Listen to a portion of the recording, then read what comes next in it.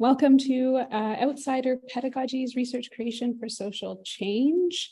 We are Ayo and Miranda, who will be presenting today. We also have a third presenter that we will speak to that unfortunately wasn't able to join us today.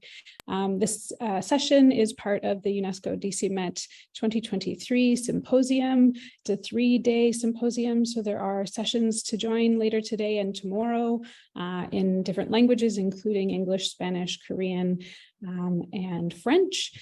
This session in particular is translated into Spanish for any of our audience that would prefer to listen in Spanish. You can choose from the interpretation button below and hear what we're saying in Spanish. And thank you very much again to our interpreters for being here today and for supporting the symposium. We appreciate you. Yeah, and just to mention this a secondary byline of a nonlinear discussion is a lot of the thinking that has gone into this presentation has come from our ongoing discussions between the three of us as practitioners outside of the academy, and trying to bring that language into what we think research creation is a great container for that. Yeah. Introductions. My name is first, so I will jump in. My name is Miranda McKee. I am a PhD student at York University and TMU. It's a joint program in communication and culture. In fact, we are all from that program and lucky to be able to collaborate in that space. I'm also an independent curator and a public program designer. My research examines the power of photography as public pedagogy, and in particular, I'm looking at the ways that imagery on social media has been used to spread mis and disinformation. And Ayo. Hi. Yeah, I'm Ayo. I'm in the ComCult program at TMU, second year PhD, but also had quite a long life as a sort of community organizer, artist, practitioner, living room educator, person out in the world. And I'm actually also currently involved in the Source Collective, that is a research creation collective at TMU. And so very invested in this work. Yeah, and my research is on a lot of outsider pedagogy and outsider epistemologies. We also have one colleague that, due to unforeseen circumstances, is not able to join us today, Alexa Vachon, who contributed to this presentation in significant ways and was part of the fruitful discussions that that made this conversation come together. Alexa is a scholar, an image maker, and a visual storyteller whose work focuses on agency, displacement, queer identity, and ethical responsibilities in visual representation. So with that, we will get started. Yeah, so like what the heck is research creation? And that's a really good question, because we had to have a lot of conversations to really try to get a wrangle on it. I don't know, I'll go like this, or like, woo. So this was my insistence on including this, which is from an episode of South Park. And there's a situation where these elves they're underpants elves, and they're stealing everyone's underpants.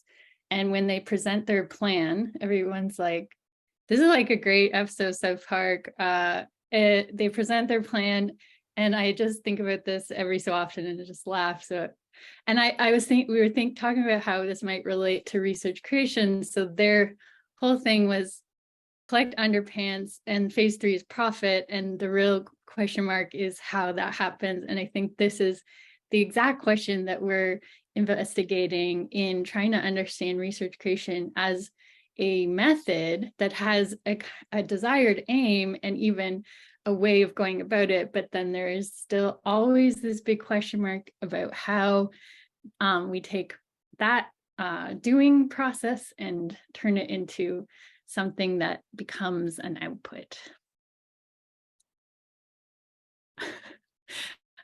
So we have, oh, you skipped one. Did I? Sorry. Yeah. So firstly, the all important funding question, but the SHRC's definition of research creation is quite broad. So it's creative and academic. It supports knowledge and innovation and includes 3 aspects, which is artistic expression, scholarly investigation, and experimentation that eventually produces critically informed work of some kind, right? So it's not clear. And what it's not is an interpretation of someone's work or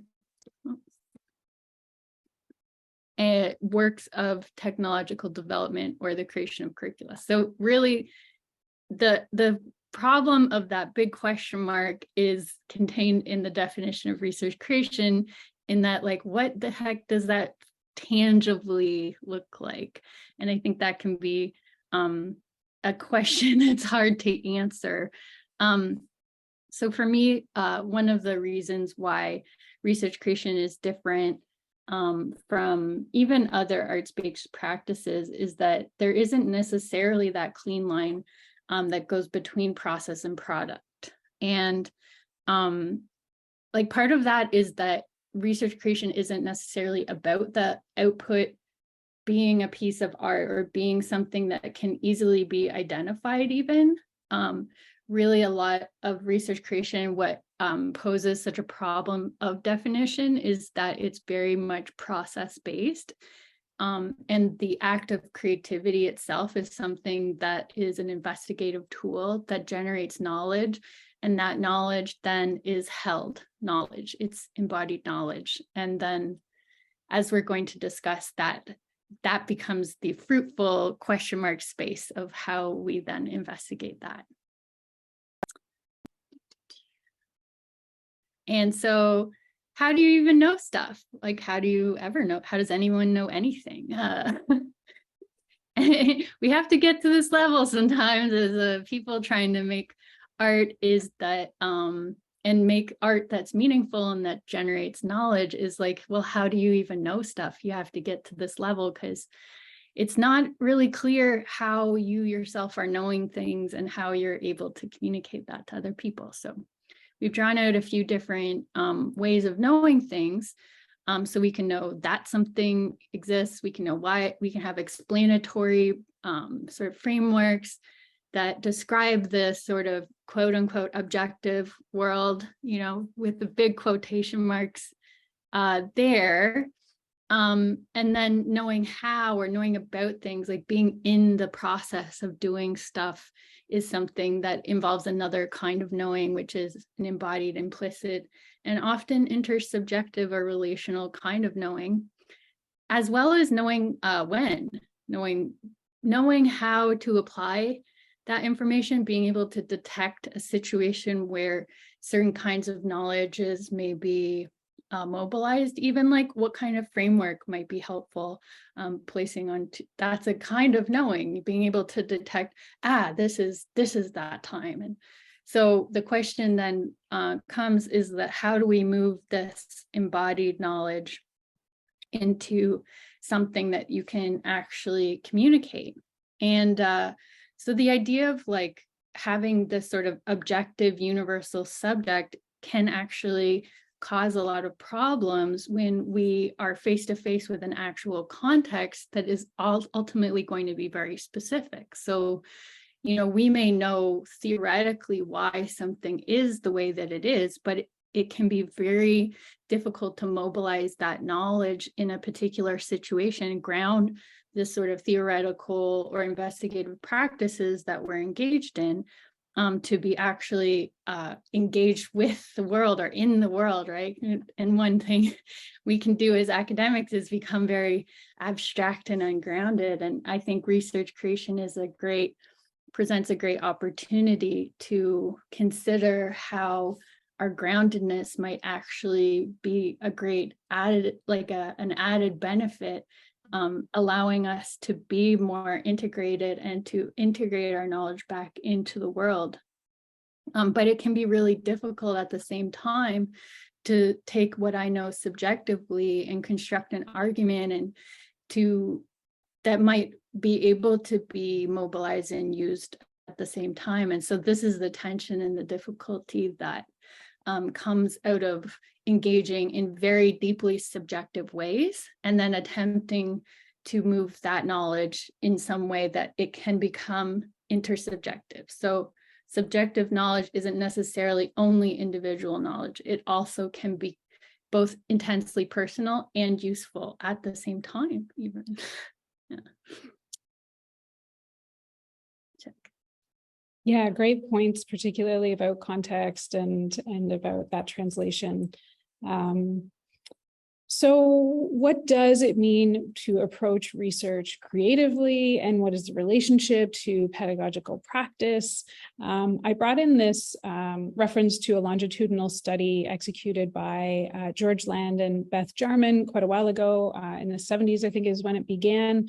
And the study was done initially on 1,600 children, ages 4 and 5 to start, but they were retested at 10, retested at 15, and follow-up tests were done with a larger sample of adults at a very large sample, 280,000 later. So the results, this was meant to be a genius test. So the results indicated that creativity levels for the youngest participants were quite high. And you can see from the slide, they registered at 98% according to this test that they created. Whereas this decreased significantly over time, we see it really plummets as adulthood takes over. And from the conclusions that the researchers presented, they suggested that non-creative behavior is learned over time. And yet the test that they were using was one that NASA had come up with to evaluate innovative engineers and scientists. So on the one hand, it's clear that creativity is valued, at least, in NASA's case, looking for people that were, understood to be geniuses in relation and connecting that to creativity.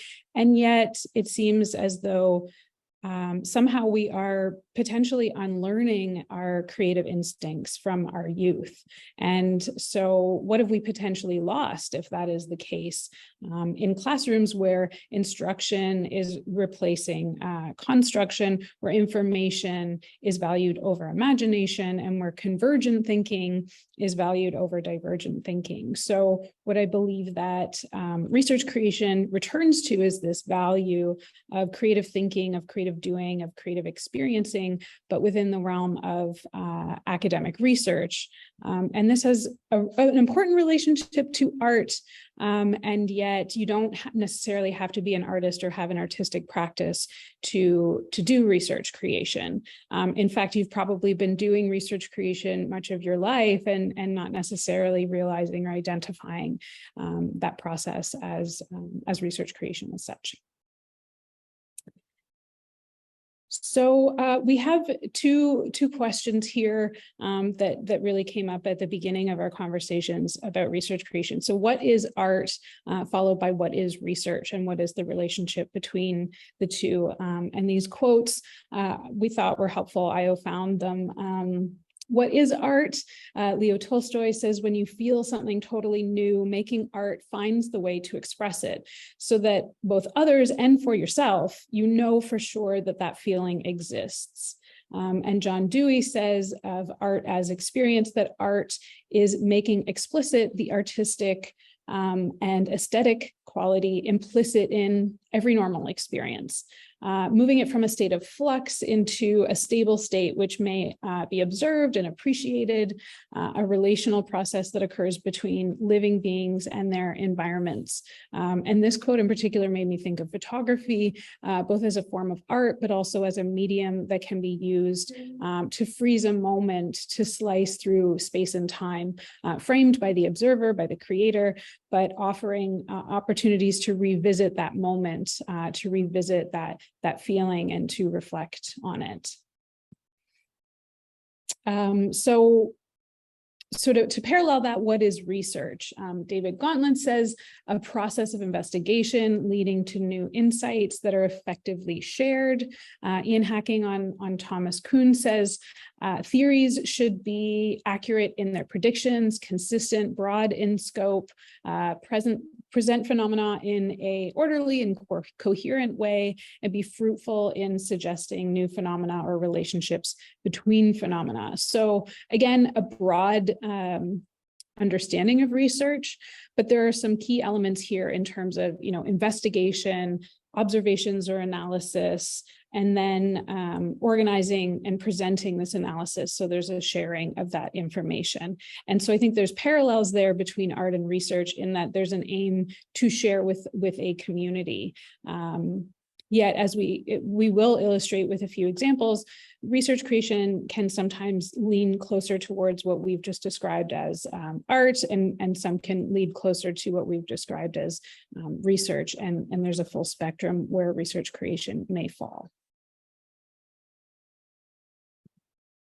So these questions, how and when is research creation this and not this? How does it still count as research, are challenging questions to answer. And sometimes it's after the fact of creation that research creation is sort of identified and realized. Yeah. It's tricky, right? It's not going to be easy, and it's not going to be obviously something that you can make an easy and generalizable rule for all types of activities, all types of research, and all types of people engaged in research. And something about the sort of the potential for research creation to engage in decolonization and indigenization of research, I think, is a very fruitful space of inquiry and discovery, at least for me. And one really great text, Research is Ceremony, Sean Wilson talks about the goal as this sort of coming together between the research and subjects, creating this mutual reality, finding common meaning. So there's that sense of sharing, right? But how does that happen? It doesn't always happen in this strictly sort of objectivist way, right? Sometimes it is quite subjective or intersubjective in its approach. And something about Indigenous methodologies is that there doesn't necessarily have to be this through line between this sort of classic research paradigm and trying to build against or in conversation with. At times, actually, it's about finding out how you know stuff and engaging in that earnestly, regardless of what's happened before. And in a way, not to disrespect all of the work that people have done, but to understand that there is sort of a kind of deeply human trajectory that one can locate without necessarily being trained to do so, and that itself is quite interesting. So even in scientific and objective research, there's a self, there's a person there who's putting a frame. So even, as Miranda knows very well, like in taking a picture, what appears to be objective is framed and is put into a place of meaning by a subjective participant.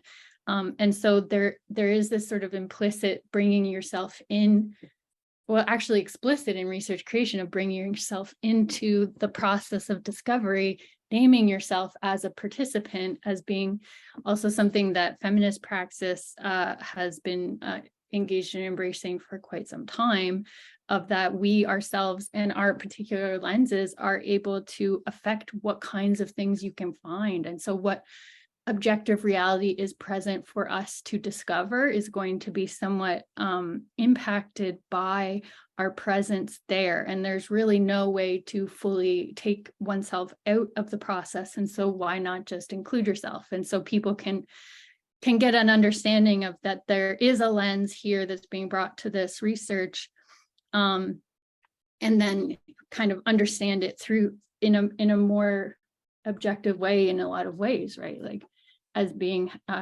performed by someone. And so like this sort of engagement with the embodiment of the researcher as a person in a context, in a place, who's relational to other people involved in the research, is something that is an important aspect of a lot of decolonial and Indigenous and feminist praxis in research.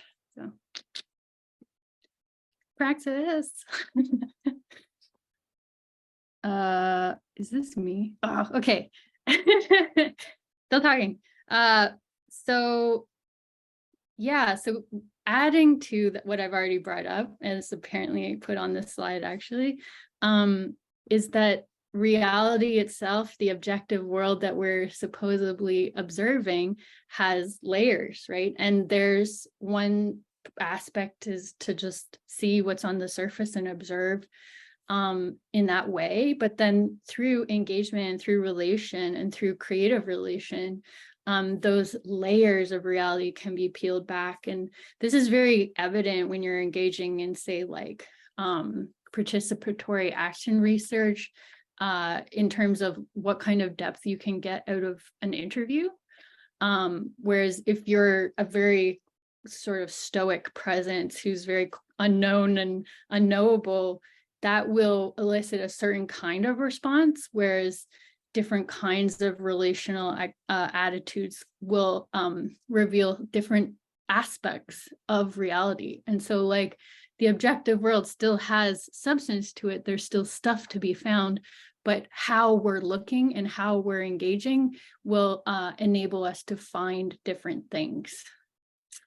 So, and that draws into embodiment. One of my favorite theorists, Mark Johnson, talks about this sort of dimension that this is like very academic-y in terms of definition, but there's something that comes from the world, that the world can show itself to us, and the quality of our attention and the quality of our embodiment is capable of drawing things out from the world that are different, that are reacting to our spatial embodied quality of presence as we're in a space. This is not just, I mean, obviously it's harder to understand that through like material sciences and stuff, but that still is the case, right? Like what we're expecting to find in terms of how things relate, how we analogize or put metaphors onto the materials that we're interacting with, that in a lot of ways can affect what kinds of results we're getting from our research. So understanding ourselves as embodied subjects engaged in a process of coming to know the world through experience can actually also present a lens of understanding ourselves as relating to the material can help us to further clarify or even perhaps make more objective our observations. I think that's what I was trying to say. Yeah, there's an honesty in positionality not being sort of at the end, that just a very quick like, oh, by the way, this is who I am, the researcher, and that may have influenced it, but foregrounding it and saying, this is who I am, and this is how the research is potentially influenced and shaped by who I am and how I approach it. So this one, I think here we were both going to just talk to the fact that research creation may involve artistic research, arts-based research, arts-based inquiry, multimodal research, performance research, practice-based research. There's a number of different manifestations of research creation, and they can be quite distinct and yet still encompassed under the overall umbrella of research creation. And that's one of the difficulties in trying to understand research creation, is that it's almost more of a philosophy at times than it is necessarily a method per se, whereas these are each methods and they have particular ways that they'll approach research. So they can be really good to investigate when you're like trying to drill down into like, what is it exactly that I want to, what is the doing of this process? Could be, these can all provide interesting approaches, but research creation itself is about developing knowledge through creative means in a very, very broad way. And so I think this sort of describes that a bit, is that like what can come from all of these things, right? Like you could present the photography, or you could also make a report or like a chart, or, you know, like what exactly is the product of that creative process is going to be somewhat up to you as to how you want to communicate that.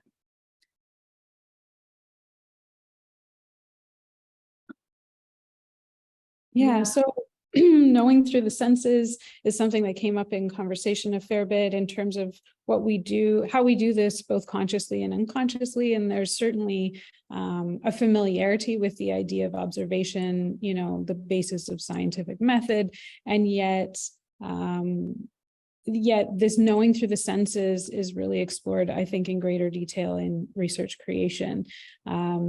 You know, we look at maps, we look at data visualizations, imagery, instructional videos. In the digital world, we translate that into our lives. We also learn things from encounters in real life, so to speak, community gatherings, you know, reacting to encounters. And something that Io said in our preparatory conversations that really stuck with me was that we encounter knowledge in the act of living. It's part of our everyday lives, and this is how research creation taps into the knowledge of the senses.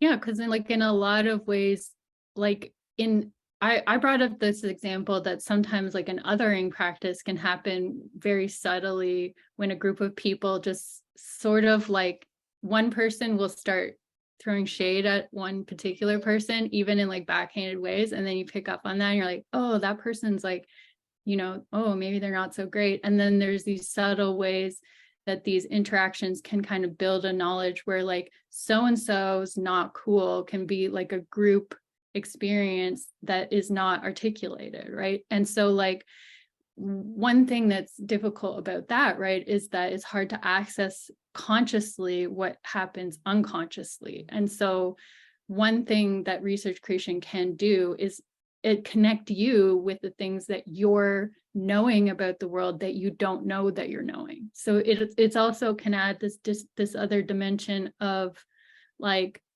how to know stuff that you're not really, it's not really on the surface, right? Even within yourself as the researcher or reporter of information, how do you get to that depth of analysis?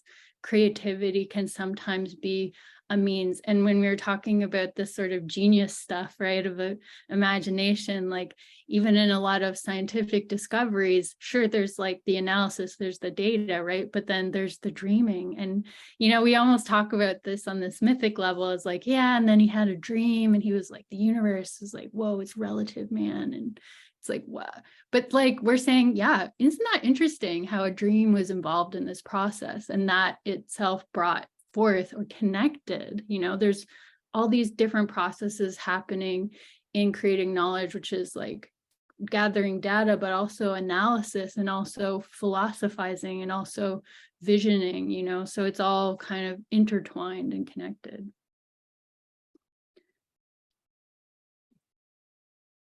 So, we wanted to touch upon research creation in process, because that is in some cases where the creative element takes place. I have a few examples from personal experience. So one is photo voice. Photo voice is a method which refers to using photography as participatory action research. And for those of you who might be interested in learning more about a particular example, it was discussed in the first day of the symposium in the session with Gary Plume and others. So check that out. So, you know, participants are given cameras. They're often offered training in relation to taking photographs and then encouraged to create imagery as a form of often storytelling. So the participants in these studies may be part of communities that are marginalized or discriminated against, and their images may provide counter narratives to hegemonic ideologies. The photographs might also serve a function as part of a healing process that might be part of the intention of the project, or it might be a community building initiative, or may support initiatives seeking positive change at policy level. But on that topic of healing, I've also encountered different circumstances under which artistic practice became part of a healing process. And while neither were initiated as a form of research, they could certainly be considered as a starting point. So Arts Healing Hearts is an example of an organization that provides art and music programs for inpatient youth in Toronto hospitals, offering weekly interventions which contribute to the well-being of young people in that situation. And similarly, I discovered that students in a visual arts BEd course reflected weekly upon their weekly art activities during the pandemic as something that contributed to their well-being under the duress of living through COVID-19. And an opportunity to process that pressure. So these could provide the basis for a research creation process, one that focused on translating experience into actionable knowledge.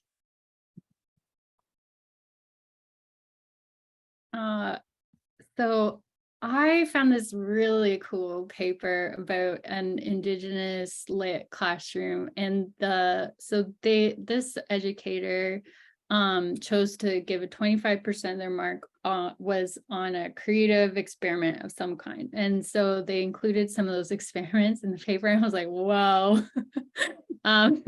So this is a few examples. So the students were responding to some of the stories that they had read. And so one of the students created a bouquet for one of the characters in the story of which she photographed.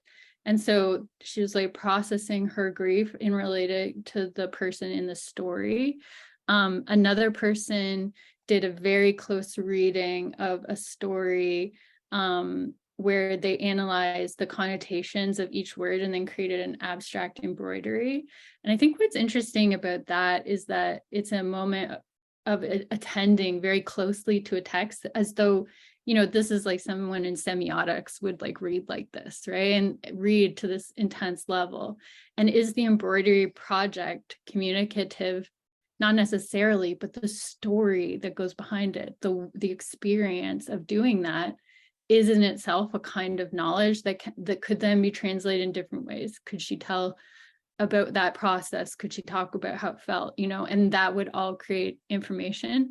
And then the one I really love is like they're reading this story, and in the story there was like somebody was being hunted through the woods, and so they went out into the woods and they had someone hunt them to like experience what it would feel like. To experience the conditions of exile. That one's pretty spicy, and I don't know that you want to like introduce that to your classroom, but what a fascinating, giving these students these prompts, right? Like look at the variety of ways that students have processed these stories and engaged that in their lives. I think it's really interesting to think about how this flexibility of research creation can evoke some very specific but very diverse kinds of processing from students. So it's also a really cool tool if you're tired of marking papers, and like I know we all you might get some really interesting submissions. And I've tried this with one of my classes, and I also had I had some students taking photographs of traces left by animals on their property, and their submission was they wrote stories about what they thought those animals were doing. They took the tracks and analyzed them and told stories about them. So I think like just the sheer amount of knowledge that could be emerge from each of these experiments is quite a lot, right? Like a lot of richness there in terms of material. So yeah. Love those examples. Translation. So at some point we've mentioned that research, part of that is sharing it. And so, and part of art is that's part of the process as well. So in terms of output, research creation is about dissemination, about sharing knowledge, which can create further pedagogical opportunities as well.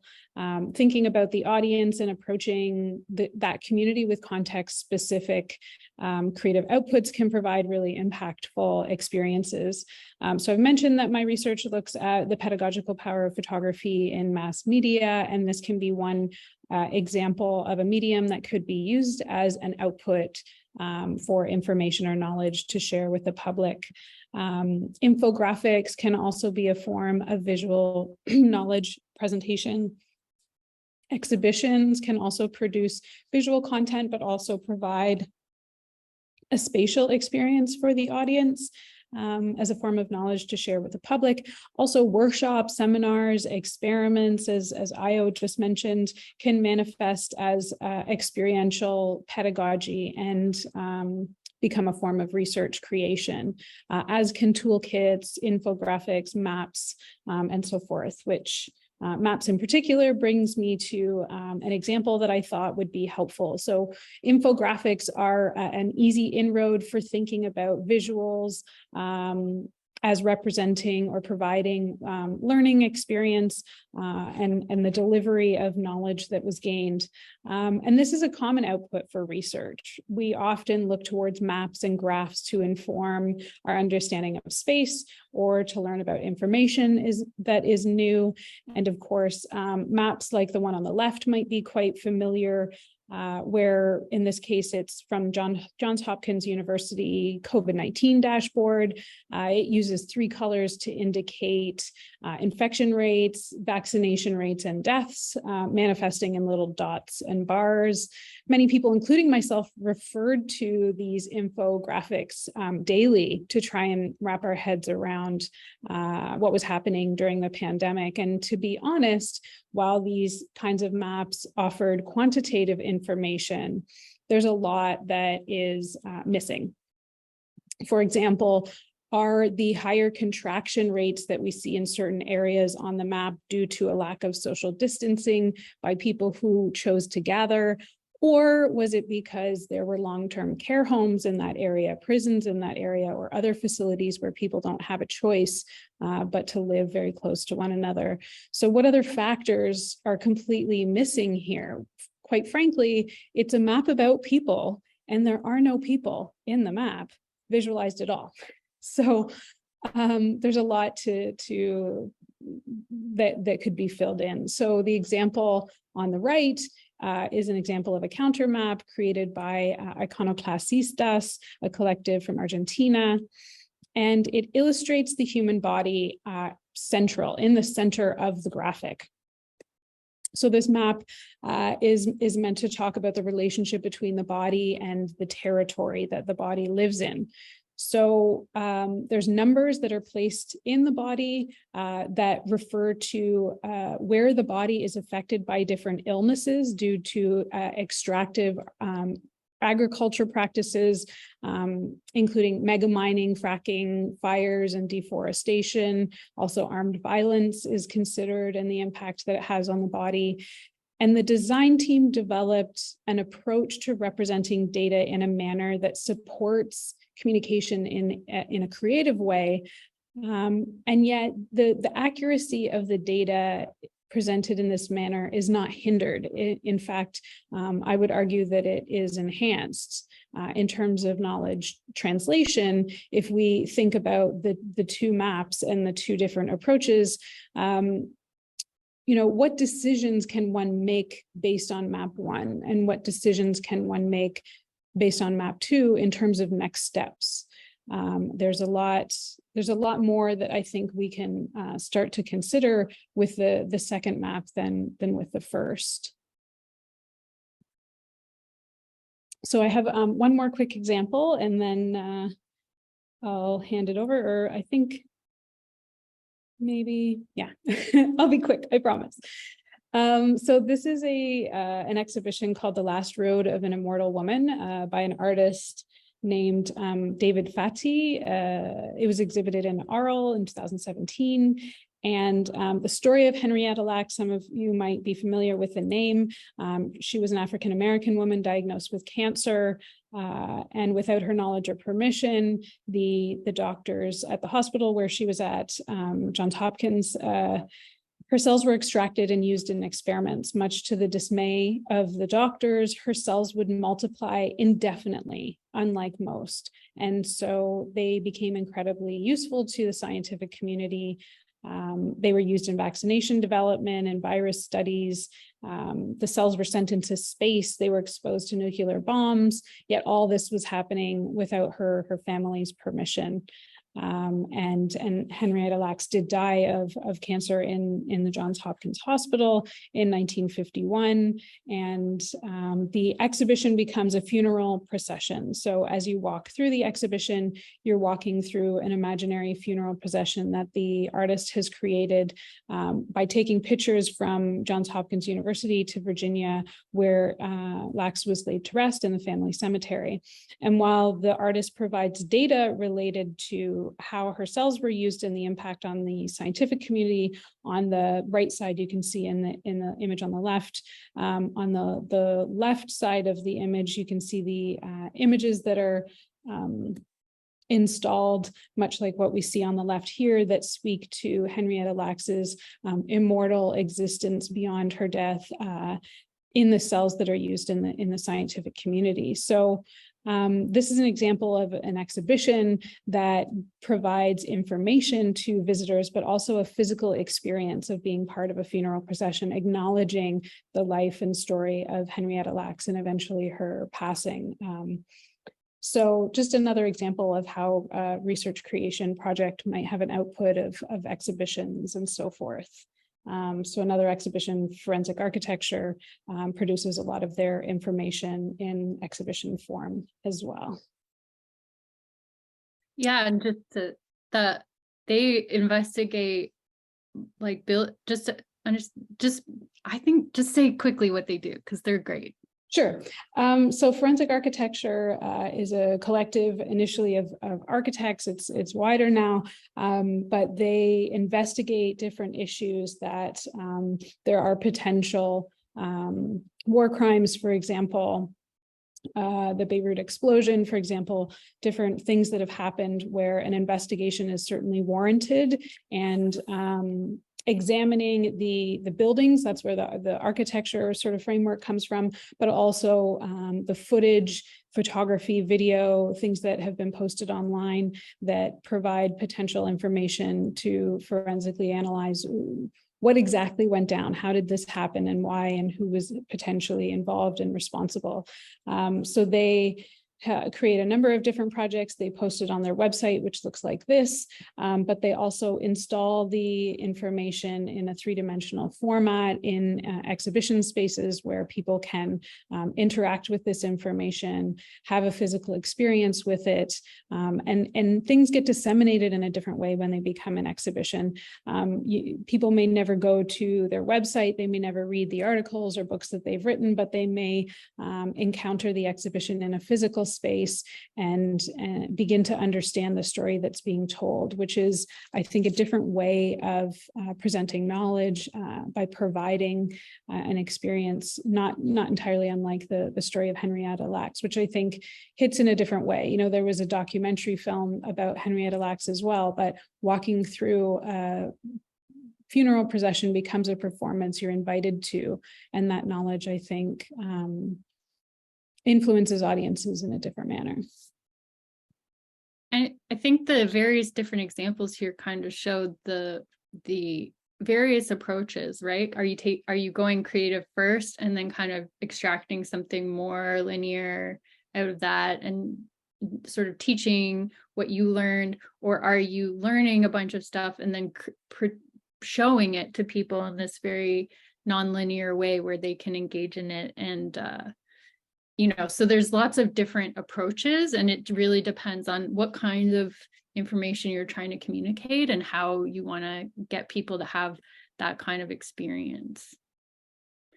I think we were hoping to do a little slightly interactive exercise. So we have a little video, and we just want you to maybe contemplate this video. I don't think we'll watch the whole thing because although it's entrancing and beautiful.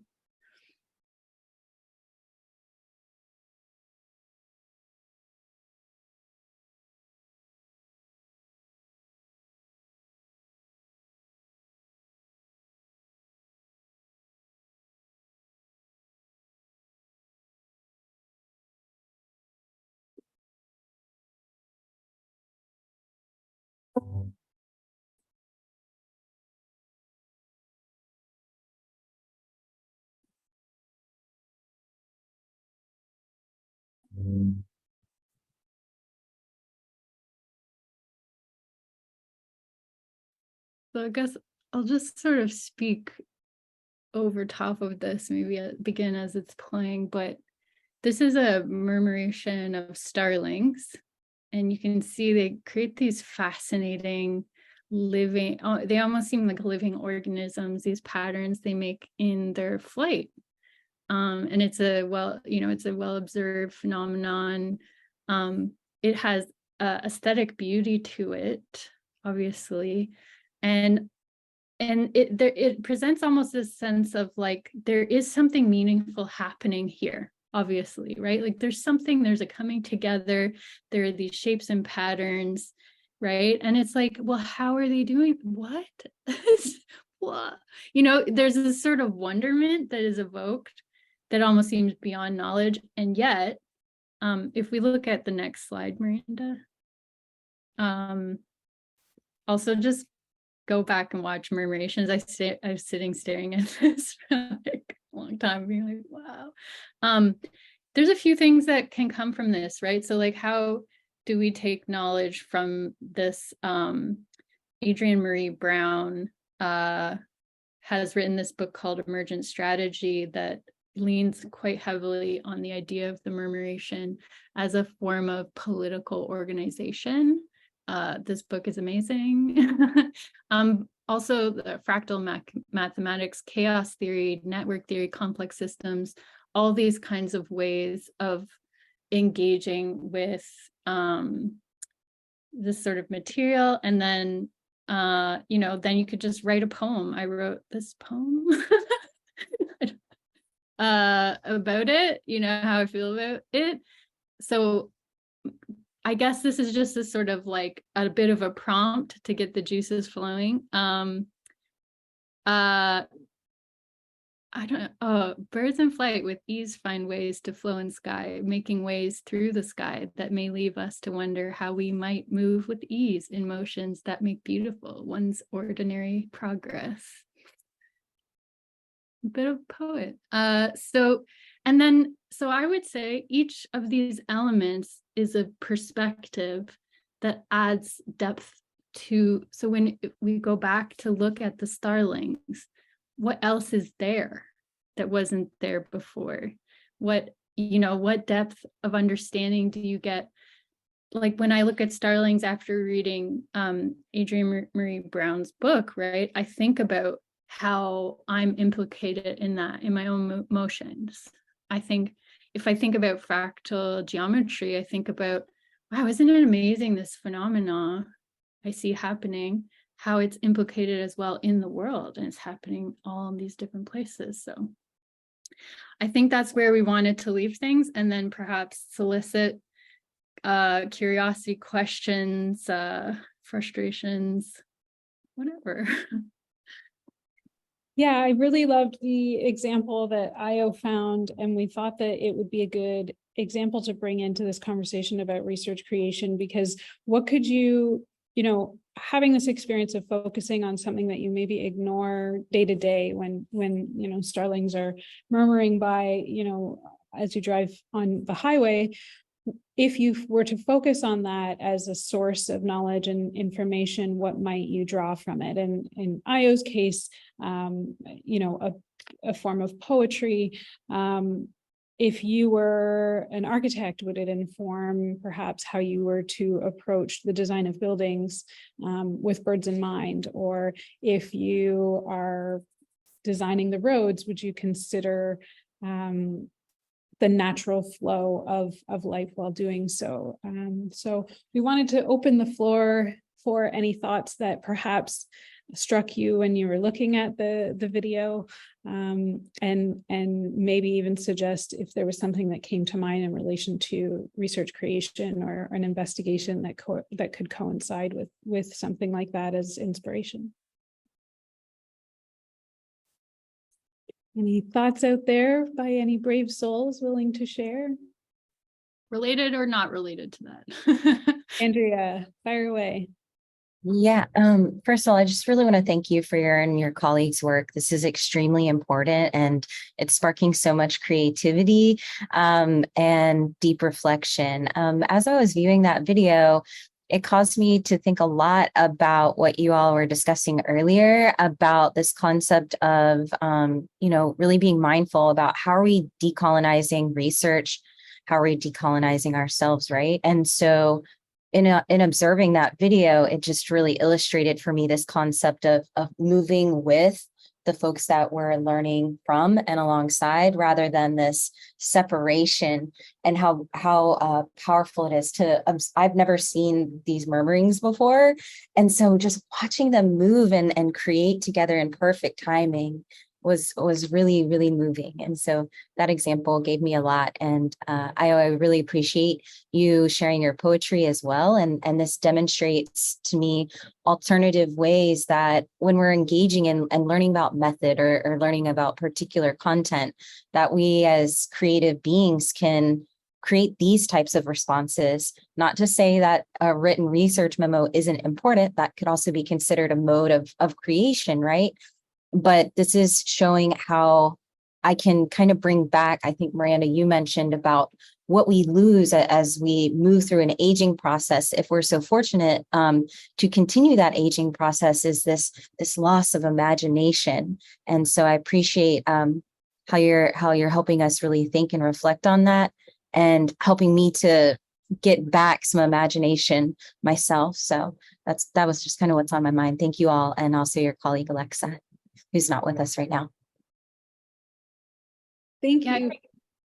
That emerges some thoughts for me too, of like in response to that, of how like our creativity is part of a process that involves so many different modes and moments, right? Like I might write a poem in some moment and be like, wow, it strikes me and I want to capture that feeling, right? I want to substantiate that feeling with something and remember that moment.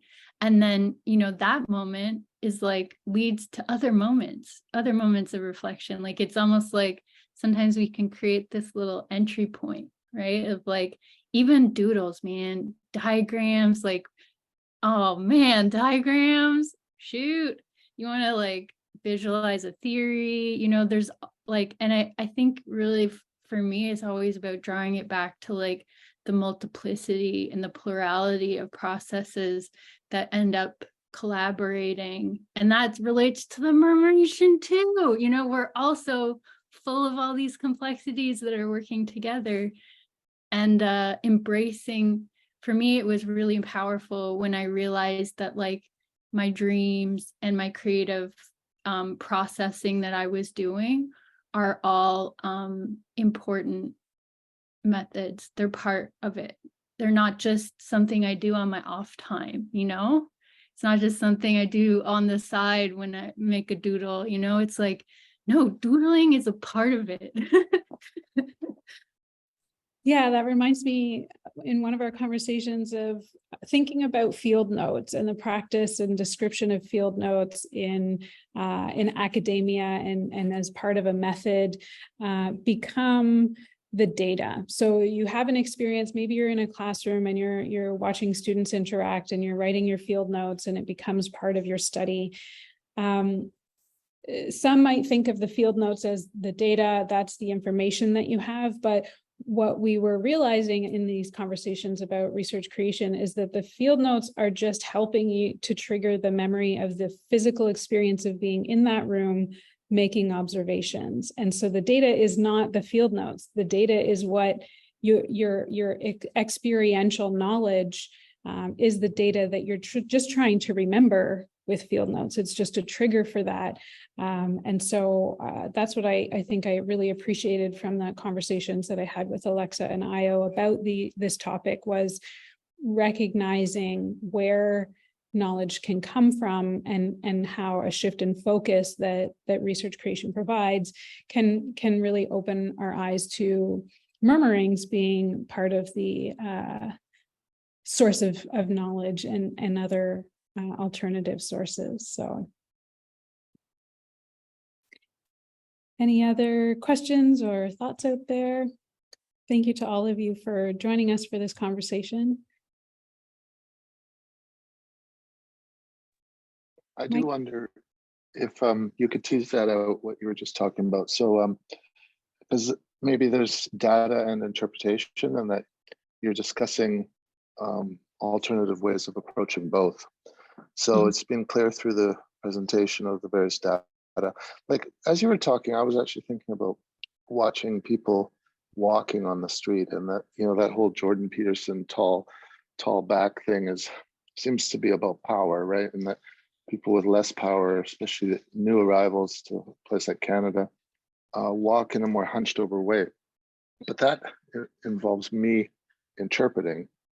And that, so I think, I mean, you were just talking about how you can bring a new vision to an existing data set, the tried and true academic data set.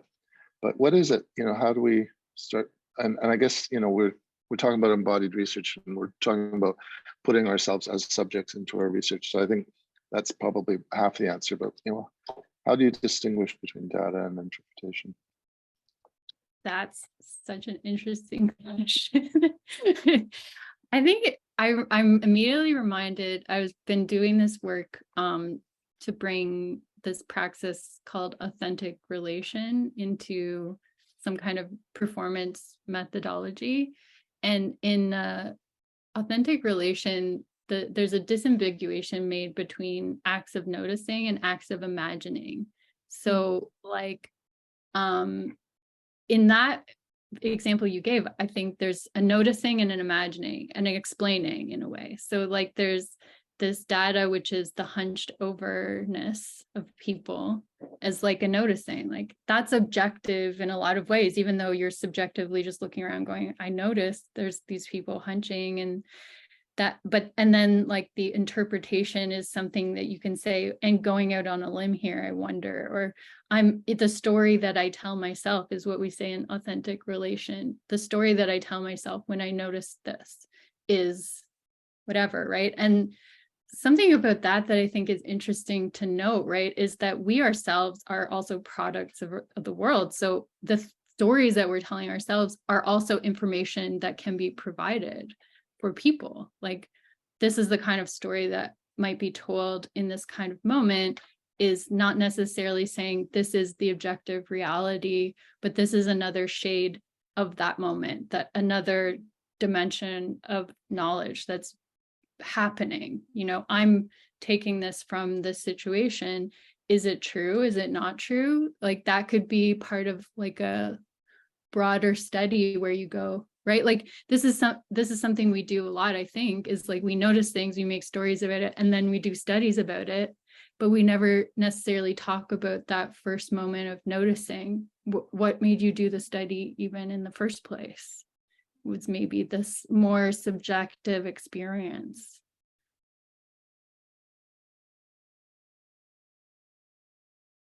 Yeah, I think the conversations that we've had have made me think about how research creation can champion the idea of positionality and reflexivity as foregrounded and important and valuable to the research, rather than something to almost apologize for. And by the way, I am this and this and this, and that might have, you know, been a part of this. Well, it is a part of the research, and it becomes something that can be valued rather than excused or apologized for. Yeah, it's like, well, how do we know that slouching feels bad, right? Too, is like, there's some embodied kind of knowledge there that's sort of implicit and not explicit. And so we can attempt to make explicit what is implicit continually, investigating the implicit things contained in those layers and bringing them forward. And like, there's something kind of pretty objective about the experience of slumping that can be spoken of in a way that I can very much know that it feels bad, at least in my body. Like I can say, feels bad. I often feel bad when I'm slouching. It's an, you know.